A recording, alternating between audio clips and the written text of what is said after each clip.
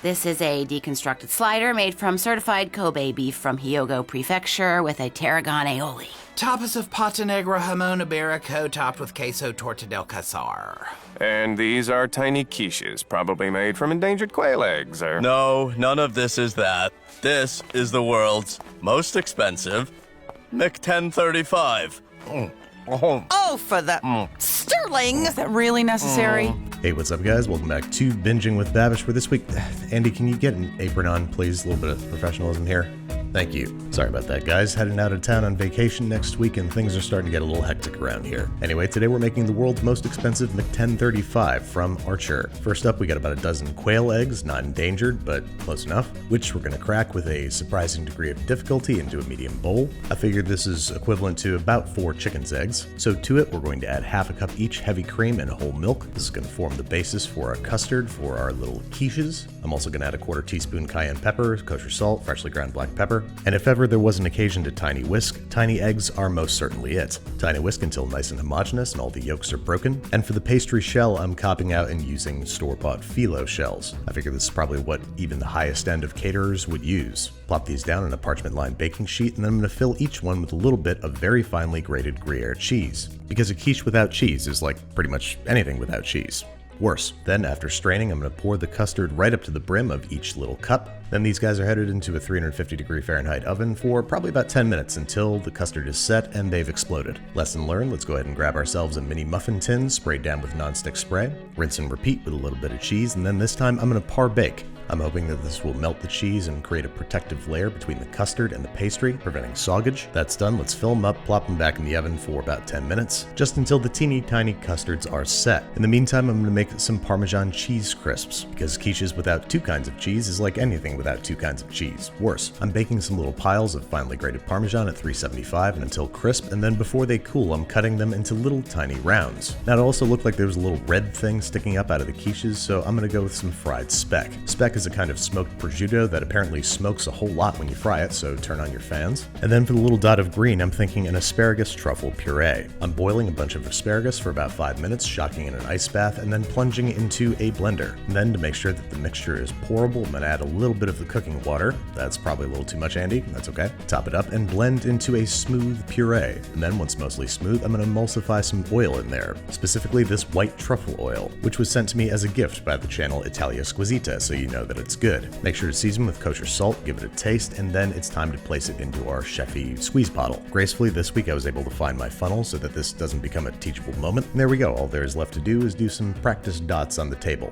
There we go. This stuff's dotting up real nice. And with it, we can finally make some dots upon our quiches. First, I'm going to hoist them onto my finest postmodern serving china. Give each one a generous dot of our asparagus truffle puree, followed by our fried speck, which I'm going to slice up into little miniature meaty bookmarks, leaning up against the inside wall of our pastry shell as though waving to say, "Hello, I'm delicious, eat me." And last but not least, our Parmesan crisp. And there you have it, a whole mess of mini quiches ready for the Cyril Figgis treatment. We'll give those a try later because they'll hold nicely at room temperature while we make our other stuff, for which we're going to need some thin, delicate baguette crisps. I'm using a very sharp knife to cut this baguette into 2 distinct shapes, which I'm going to turn into crisps by arranging on a rimmed baking sheet, brushing down with oil, or spritzing with nonstick spray, which is just oil in spray form. Hitting both sides, spraying the bottom of another rimmed baking sheet, placing that on top to prevent deformation in the oven. Then these guys are headed into a 400-degree Fahrenheit convection oven for 5-10 minutes, until a few are a little too dark, but some are just right. Now we're going to use these big wide ones to make our pata negra. But first we need to make a queso torta del casar. Torta del casar is a very funky sheep's milk cheese from Spain, which costs $40 for this tiny little wheel, and has a taste and smell that really can only be enjoyed by people that are way too serious about cheese. It's like brie with athlete's foot. Anyway, I'm measuring out about 4 ounces and then building a quick bechamel, adding 2 tablespoons of unsalted butter to a small saucepan, cooking it for about a minute until the foaming subsides, adding 2 tablespoons of flour, whisking together and cooking that for an additional minute, then slowly adding 3/4 of a cup of whole milk while whisking constantly. I'm also going to add a 1/4 cup of homemade chicken stock. This is both going to add its own flavor and mellow out the extremely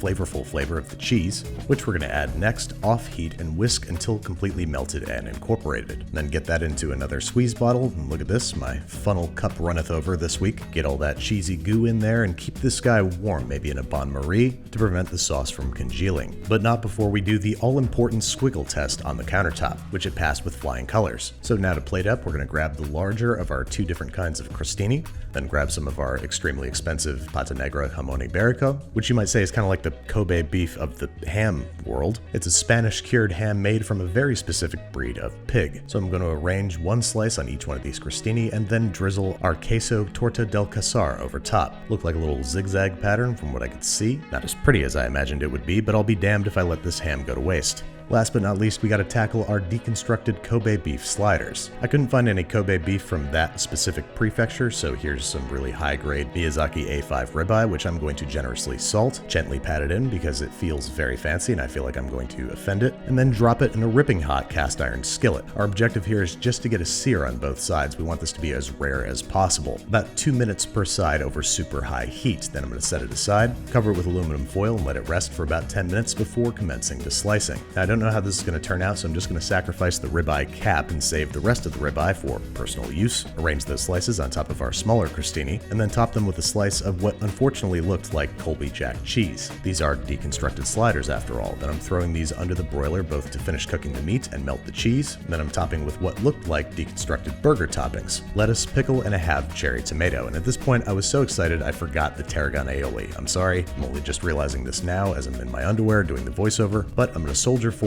and construct my world's most expensive McTen35, which I hadn't heard of before. Apparently it's an Egg McMuffin merged together with a McDouble, and I assume it's easier to eat than this thing. Let's get the tomato in there and try to shove the whole damn thing into our mouth. As you can see, I panicked a little bit there and tried to get as much as I could, and now you'll see that I'm in shock. Between this and Eggs Woodhouse, I think Sterling Archer has some taste bud issues, so while this tasted insane, let's see what each one tastes like individually. The deconstructed sliders minus the tomato were probably my favorite of the bunch. The quiches were okay, but I imagine they would taste better with chicken eggs, and the Pata Negra was surprisingly good because the queso had mellowed out the cheese. But the Babish bylaws state I can only pick one to be my lunch.